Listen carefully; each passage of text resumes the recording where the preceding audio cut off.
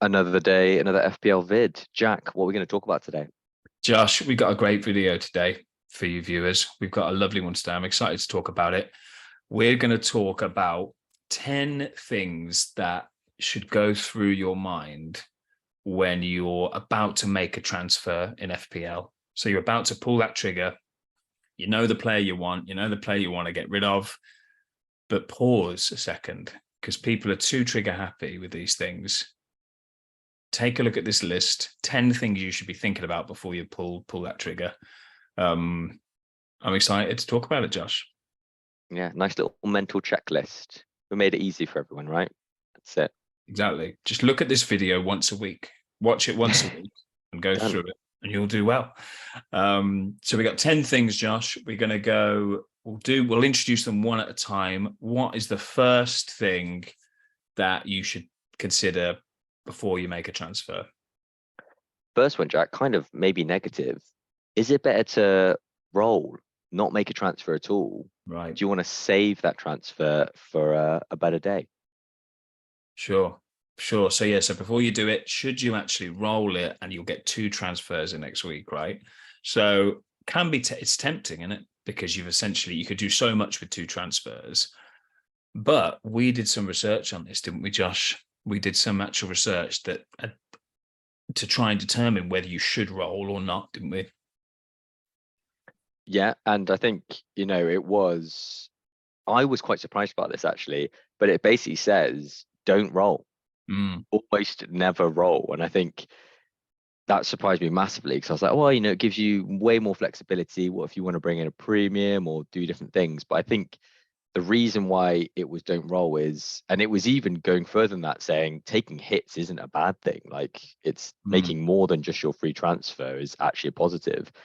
And it just keeps you on the front foot, keeps your team fresh, stops multiple fires like spreading about your team. So the take home message there was make your transfers, like even if it's just your like second bench person or your first bench person thinking they're a bit stale, they're rubbish, they're not even getting game time or whatever, still make a change. So yeah, I think that kind of answers that question off the bat, but anything to add specifically? Yeah, you're right. It's just be active. Like, don't make. We'll link to the video in the description of that one. I think it's one of our more popular vids. Hmm. Hundreds of views, hundreds, Big one, big but one. it's huge. But yeah, it's just the research showed the more active and aggressive you are in your transfers, the better you'll do overall, rather than the cautious roll it every week, don't make a transfer some weeks, never take a hit, which we'll come on to in a bit. As you say, Josh, yeah. So when you're about to make a transfer, if the only thing stopping you is, oh, I'm probably better off with two transfers next week, then don't let that sway you, is the lesson from number one, isn't it? Yeah, it was a quick one off the bat. I like Exactly. it. Yeah. I remember just a final point on that one. I played one season, I think 3 years ago, where as a kind of experiment, I was like, right, I'll roll every other week. So I just won't make a transfer every other week. And then every 2 weeks, I'll have two transfers to make, and I'll make those two. And I got a shocking rank. I got like one of the worst ranks I've ever got. I think I was like 800k, which is like since I've been taking it seriously the last 10 years, like easily my worst rank ever. So yeah, I'm a kind of living proof of that one. Cool.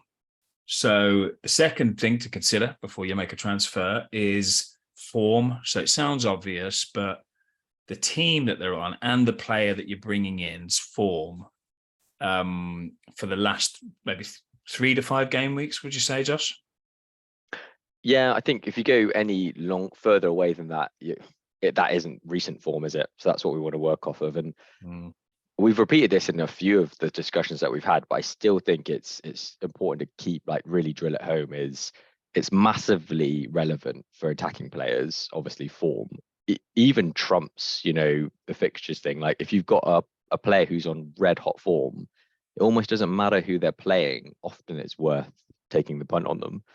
Um, for defensive players individually, not doesn't make so much of a difference because obviously a big number of their points, potential points, are going to come from the clean sheets. So you're looking at kind of team form and combined with fixtures there. But the one that always comes to mind for me, Jack, here is the King versus Dennis. Do you remember that? Oh yeah, yeah, classic. And I was on the wrong side of that with King's statistics, but the form of That was, Dennis killed me there. So yeah, attacking form yeah, man. is so important. It is, yeah. And again, we did another video on this, didn't we? Of like, and as you say, we showed that form matters for attacking players more, and fixtures matter for defensive players more. It's a good point you made on the 3 to 5 weeks thing, because I think you see it a lot in sort of the FPL community where people are picking players like Son now in their draft, or we're recording this just before the 23-24 season. And Son's just come off a really bad season, but they look at Son and think, well, we know he's good, but even though he's had a year of poor form, we know he's really good. But I think that is folly at the moment, really. What you want to do is wait till he picks up form again and then pick him, because it's, if Dele Alli played for Everton, you'd get people picking him probably because he's Dele Alli and he was great 10 years ago. But it's just not good. And that's why I tend to not pick players that are new to the league in the summer. Like Haaland, we obviously had an exception last year, but for the most part, you just really don't know whether players coming in are going to do well. And for the most part, they don't do well, especially in that first season. So always look at the form, as you say, of the last kind of 3 to 5 last game weeks, even if that rolls back the next season. Is what I'd say. And we're talking about players you're making the transfer and you're looking at the player you're bringing in form, but also look at the form of your player you're about to take out. So, it's really common for a player to have 1 or 2 shocking game weeks off the back of 3 good ones. And so you rage transfer them out because of their bad form in that really short window. But I think if you have that 5 game week window where you're looking at them, that's when you should have patience. If they've been bad for 1 week, but they were good the last 2, maybe have a bit more patience. Yeah, I agree with all of that, especially like the Sun thing as well. I think there's always players on form, isn't it? So you're always going to have a pick of someone. I don't think you have to clutch at straws so much that you're picking people with form that far back in the past. But yeah, I agree with that. Sounds good. Nice one. What's the next one, Joshua? Third one, Jack. Fixtures. So obviously the other side of the coin to form fixtures and fixture difficulty rating, and you're looking kind of at the next 5 game weeks. How important is that? Yeah. So yeah, fixtures, and again, we allude to it in the last point, but we found that fixtures are much more significant for defenders. If you're transferring in and out of defender, then fixtures are what you should really look at. I think people overweight fixtures, especially like in the off season when you're picking your first team. Like, oh, he's got the best 5 fixtures. Because at that point, especially, we don't know. Like, we really don't know how good Luton are going to be or Sheffield United are going to be. We don't know that really. And even mid-season, if you're looking at like, oh, Saka's got a good run of fixtures coming up, it tends to, we showed in that video that it tends to not actually really matter. And it's more about the form of Saka generally. So yeah, fixtures for defenders is a lesson for me. Yeah, and I think it also comes down to like how much do you trust the fixture difficulty ratings that are out there? Because what do they really drill down to? And going back to your point about like, especially for attacking players, they don't always matter that much. And the one that came to mind from I think last season was Trossard Matoma versus my beloved Liverpool. Like, just killed us like on form, or even Mitrovic as well, early season against us. So it doesn't matter. It's supposed to be a difficult fixture for them, but they're in red hot form as a team. Those attacking players are in red hot form. Then keep them, bring them in. Yeah, exactly. So again, the transfers, if you're making it and it's a defender, look at the fixtures. If not a defender, then just stick to your form. Don't be scared by, if you want to bring in an attacker who's doing well, but they've got City next, doesn't matter. Bring them in because the form will dictate how well they do generally. Cool. So that was number 3. So number 4, hits, Josh. We're talking about hits. So you're about to pull the trigger but it's for a -4. You've already made one transfer. Because you looked at your player's form, you've made the transfer, but then you see another player, you think, oh, he's on good form, I'll pick him. Should you take the -4 or not? Well, Jack, in the past me would have said, no, Jack, probably don't do it. Hold. But, the video that we did and the discussions that we've had recently, I've massively done a 180 on this now. And I think this is probably one of the weakest parts of my, like, how I play FPL. Like you said, the analysis you did, especially in our mini league, is the people that take the hits, actually, they do better off. And high hit takers, that you assume they're going to be low down in the league. It's really not the case. It doesn't correlate that well, does it? So I think definitely, if you've identified a target that you've got a lot of confidence in, and it's going to cost you the -4, then go for it. I think where you've got to maybe hold your horses is where you're getting into your -8s, like higher than that, using more than the 2 transfers and really going further down, because then you've got to think about what's the upside of that. But using the -4, I don't think should be seen as such like a blasphemous move in FPL. Faux pas, yeah. Yeah. I agree. I totally agree. And I think especially with like, if you think about it sort of logically, you would never advise someone to take a -8 on game week 38, like just before game week 38, because there isn't much time for the players that you bring in to make up that -8 you've taken. There's one game week. It's unlikely they're going to get 8 points more than the players you've just taken out. But if we all agree that that's true, then the inverse must be true of taking a -8 in game week 2 is probably going to be fine, because you've got 36 game weeks for that to pay off, and it probably will if you're making good moves. So certainly earlier in the season, hits are great, I think. And like you say, yeah, again, we've done another video on, is a -4 ever worth it in FPL? And we found, like you said, the answer is definitely yes. So don't let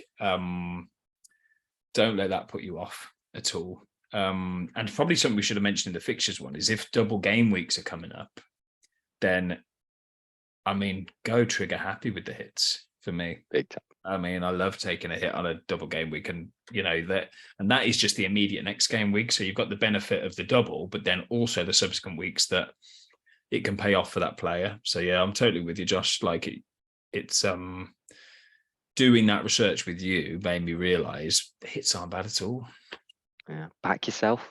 Come on. Back yourself. Yeah, there's a reason you want to do it. There's a reason you want to do it. Like with any transfer, like no transfer is inherently good, and you can completely mess it up, especially if you're taking -12s all over the shop. But yeah, don't be afraid of the hit when you're making that transfer. Lovely. That was Lovely. number 4. Number 5 then. Not thinking about the players, thinking about you as a manager, the context of where you are in your season. What should you do? Should you take into account chasing rank, and what you should do if you're trying to chase rank, Jack? This is such a tough one for me, I think, about the whole, this goes into the whole ownership. And I guess we could probably bring in number 6 to this one as well, because we're saying number 6 is defending rank. So essentially, if you're chasing the rank and looking to make ground, should you go for the differentials? Because the other managers don't have those players. And conversely, if you're defending your rank, should you go look at who's beneath you, look at the high ownership, and get those players in so people can't overtake you? And for me, this one, it very much depends on where we are in the season and the context of that. Like if you're battling for your mini league, defending the league, you're 10 points ahead, and your team is identical to the manager beneath you, but you're one player different, you probably bring in that player and you're going to win the mini league. But where I'd kind of disagree is when you're chasing the rank, going for the differential for the sake of the differential.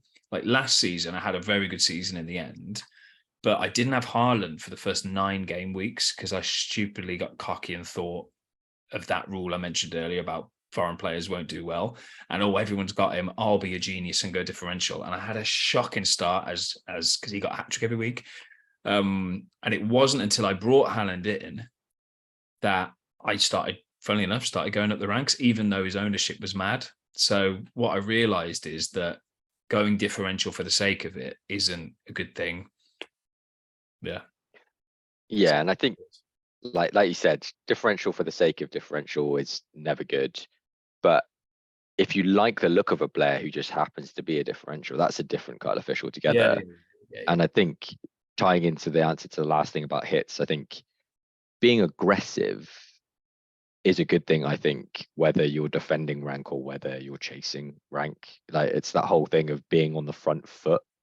Like that's seen as aggressive sometimes, isn't it? Taking the -4s consistently or whatever. But if you actually like players for whatever reason, they're like, and you've actually thought it through, then go for it. Like, don't let these kind of stereotypical reasons of not making the moves hold you back. Yeah. Yeah, totally. Where I struggle with it, like one dilemma I've struggled with in the past, and two players typify it for me, and that's Mane and Salah. Like when Liverpool were on in their complete pomp, and Mane and Salah were both amazing. At the start of every season, Salah was always just massive ownership, and Mane was like a relative differential to him. And so in my head, I was like, well, I'll pick Mane instead because I think they're kind of both as good as each other. Maybe Salah's slightly better, but I'll go Mane instead to be different, and I'll look amazing when Mane hauls and Salah doesn't. But the reality is that if Salah is slightly better, it doesn't matter what the ownership is because I'll just get fewer points from Mane if I go with him. You bet you're still better off going for Salah. I was still better off going for Haaland, even if everyone owned him, because he was getting more points than my, whoever the fuck I picked up front instead. So yeah, don't let a kind of seductive, low-owned player, don't get them for this. And if you have to sacrifice a high-owned player who's doing really well, is all I'm saying, I think. But as you say, if they're good, if you can fit them in with that player, then brilliant. You found a brilliant differential. But don't kind of cut off the nose to spite the face with the high-owned players. That makes I think that covers it, doesn't it? Like, don't play drastically different depending on the scenario, basically, isn't it? Yeah. And I think in an ideal world, the ownership of players shouldn't matter in your thinking. Like you should just be going for the highest amount of points, regardless of the ownership. Yeah, you didn't suddenly bring in Haaland because his ownership was high. You brought in him because he was banging goals, banging hat tricks in. Yeah, exactly. Exactly. I hope if an ownership of a player who was terrible was high, I'd be loving it. I wouldn't touch them, but I'd really hope it was high because they're terrible. But that could be a whole video on its own. I think the whole does ownership matter. So cool. So I think we did kind of 5 and 6 there. So 7 it's a little one, but it's what time of the week is it? You're about to make the transfer. Check your calendar, check your date, check Google Calendar, check the clock. What day of the week is it? What do I mean by this, Josh? Well, I think you mean don't make decisions too early, and especially when there's games that are from other competitions, for example. Oh yeah. Do not make it before European games or domestic cup games where people might get injured or, start and play the full game, maybe extra time, and only have 3 days to recover. But I think the take home message is, wait for the conferences and leave it late if you can, unless you're going to Antarctica and you're not going to have any signal. Wait, just be patient, sit on your hands, do what you got to do to wait out. Yeah, exactly. And it is hard as this goes down to like a psychological human thing, but especially if you've had a bad game week, say you've captained someone else, but everyone else has captained a superstar who smashed it. The rage when you looking at your team on a Monday, hating it, the temptation to make that transfer early and get it done while you're thinking about it and angry about it is so strong. Like I've done it before. I'm sure we all have, but it's just not that important to make it then. And you are much better off, especially so if there's European games on, just wait till the deadline. Like just wait. The 0.1 that you might make in price rising sort of doesn't matter. Like if you are only just about on bang on and the player's rising in price, maybe that's the exception. But yeah, generally speaking, wait to the end of the week. That's a simple one. Just follow it. Yeah. Just don't question it. Just follow it. Wait for as close to the deadline as possible. Yeah. Nice. That's number 7. Number 8. Look at the guy you're taking out, Jack. This is how it's been phrased. I wrote this So one, didn't I? Yeah. yeah, this one's yours. So explain to me what you mean by this. So this is more. I kind of spoiled this one earlier, I think, because I forgot I wrote this. But we've just been talking about who you're bringing in. Who you bringing in? Are they good? What's their form? But the guy you're taking out, you picked him for a reason originally. Like, what was that reason? And is he really fucking you over too much that you need to get rid of him for this guy? And I guess it's like, you can make a transfer for 2 reasons, can't you? One reason can be the player that you're getting is amazing. And the other reason is this player's a fire that you need to put out and he's shocking. Ideally, you kind of match both of those criteria with every transfer. So I like to, when I make a transfer, I'm like, okay, is the player I'm taking out a fire? Is he a problem? And is the player I'm bringing in great? And if both of those aren't true to some degree, then that should give you pause when you make a transfer, I think. Yeah, you mentioned kind of before that if the game week doesn't go well for you, itchy trigger fingers is a thing, isn't it? You just and sometimes, like you said, you're blind. The rage blinds you as to who you're taking out. I think we're all guilty of that, of looking at who you're bringing in. That's the exciting bit, isn't it? Like we all play Football Manager to make the transfers. No one wants to play the actual games, but I think it's definitely worth taking pause and saying, you make sure you put a lot into thought who you lose in from your team. Yeah. I mean, going back to Mane again, I hate to keep bringing him up, but I remember one year I picked Salah and Mane.